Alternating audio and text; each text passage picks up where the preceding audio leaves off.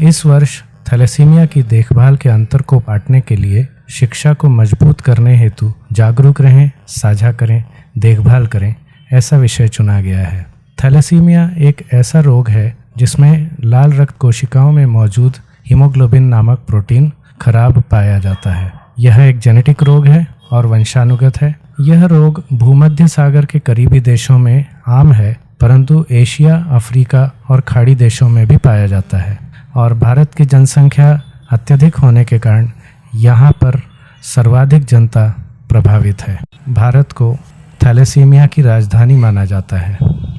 Thalassaemia में खून की कमी अर्थात अनीमिया हो जाता है, जिससे शरीर को ऑक्सीजन की कमी होती है। इसके लक्षण हैं अत्यधिक थकान, सांस फूलना, सिर दर्द, पैरों में दर्द, एकाग्रता की समस्या, फीकापन अर्थात शरीर गोरा सा दिखाई देना।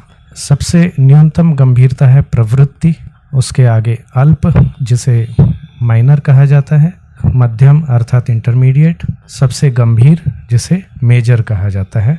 थैलेसीमिया मेजर यह अत्यंत गंभीर प्रकार की बीमारी है। गंभीर प्रकार की थैलेसीमिया में बार बार रक्तदान की आवश्यकता पड़ती है।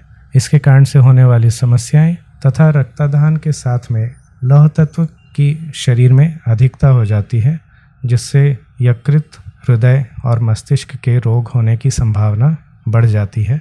इस लौह तत्व को शरीर से निकालने हेतु जो दवाई दी जाती है, उससे यह लौह तत्व किडनी में जमा होने की संभावना बढ़ जाती है। इसके इलाज हेतु हमें आहार का ख्याल रखना होता है। मांस, मछली और पालक वर्जित हैं। इसमें व्यायाम उपयोगी हैं। योग, साइकिलिंग और तैराकी जैसे व्यायाम होने चाहिए, ना कि थकाने वाले व्यायाम। इसके इलाज में रक्तदान का अपना महत्व है।